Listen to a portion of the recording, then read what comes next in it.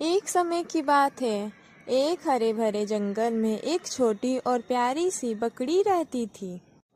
उसका नाम था लाली। लाली बहुत ही बड़ा चंचल था।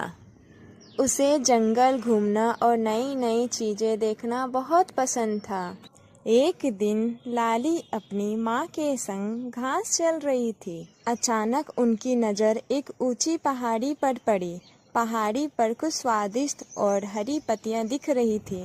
तब लाली ने सोचा, काश मैं उन हरी पत्तियों को खा पाती। तब उसकी माँ लाली को समझाया, बेटा वह पहाड़ी बहुत ऊंची और खतरनाक है। वहाँ पर जंगली जानवर भी हो सकते हैं। हमें वहाँ नहीं जाना चाहिए। लाली बहुत जिद्दी थी। उसने अपनी माँ की बात नहीं मानी। उसने अपनी माँ से छिपकर पहाड़ी की ओर चल दिया। रास्ता बहुत पथरीला और फिसलन भरा था। धीरे धीरे ऊपर चढ़ने लगी। जैसे ही उसने पहाड़ों के बीच में पहुंची, उसने देखा एक बड़ा भेड़िया उसकी ओर आ रहा है। भेड़िया बहुत भूखा लग रहा था। लाली डर के मारे कांपने लगी। उसे अपनी माँ की बात याद आई। भेड़िया लाली के पास आया और बोला, मैं तुम्हें खा जाऊंगा। लाली बहुत घबरा गई, लेकिन उसने हिम्मत नहीं हारी। उसने एक उपाय सोचा।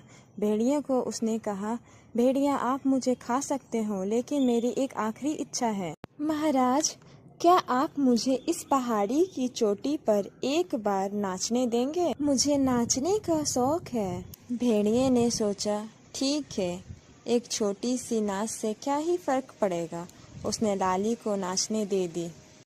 लाली तुरंत पहाड़ी पर चढ़ गई और जोर जोर से कूदने और नाचने लगी। जैसे ही लाली कूदी, उसकी तेज आवाज़ दूर जंगल में उसकी माँ और बाकी बकरियों तक पहुँची। लाली की माँ ने आवाज़ पहचान ली और समझ गई लाली मुसीबत में है। वह तुरंत बाकी बकरियों को साथ लेकर पहाड़ी की ओर भागी।